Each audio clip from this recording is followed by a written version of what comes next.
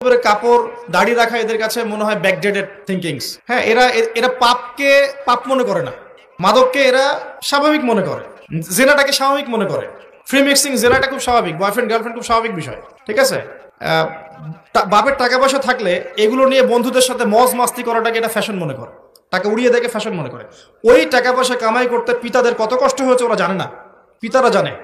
এই প্রজন্মের মেয়েরা দেখবেন পর্দাটাকে ব্যাকডেটেড থিঙ্কিংস মনে করে, চুল খোলা রেখে গেঞ্জি টি শার্ট পরে বাইরে ঘুরতে যারা পরিমাণ লজ্জাবোধ কাজ করে না, যারা পরিমাণ না। বিভিন্ন অকেশন আসলে দেখবেন মোমবাতি জ্বালিয়ে অগ্নি পূজা শুরু করে দেয়। হ্যাঁ, এবং কোনো কোনো ক্ষেত্রে সংস্কৃতির নামে এমন কিছু শিরকি কাজ করে যেগুলোর সাথে ইসলামের কোনো সম্পর্ক নেই। এরা জীবনে প্রতিষ্ঠিত হওয়াকে, বাইরে একটা ডিগ্রি সার্টিফিকেটকে নাজাতের ওসিলা মনে করে ফেলে। নামাজ, রোজা, হজ, জাকাত, ইসলামিক কালচারগুলা তাদের কাছে মনে হয় এগুলো শেষ বয়সের কাজ, এই বয়সে করার দরকার নেই। আমরা একটা অসুস্থ প্রজন্ম তৈরি করে যাচ্ছি। আপনি সালাম দিয়ে দেখেন উত্তর দেয় না, সালাম দিলে সাই বোধ করে, সালাম দিতে মনে হেড হয়ে যাচ্ছে মাথাটা। কি লজ্জা, সালাম দিতে কি লজ্জা। দেখবেন হ্যালো হাউ আর ইউ, পশ্চিমারা যা যা করে হুবাহু ওদের কাটপেস্টে লাইফ লিড করে, জুমার নামাজও ঠিক মতো পড়তে যায় না।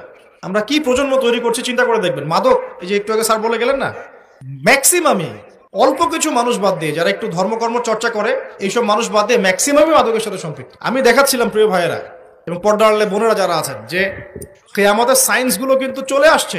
এখন এই প্রজন্মের দায়িত্ব কিন্তু আপনার হাতে। এই প্রজন্মের দায়িত্ব কার হাতে বলেন? এই শহরের দায়িত্ব কার হাতে? শুধু কি আলেম ওলামার হাতে? শুধু কি প্রশাসনের হাতে? এই শহরকে আপনি পাপমুক্ত করবেন কিভাবে? আপনাদের আমাদের কোনো ভূমিকা নাই?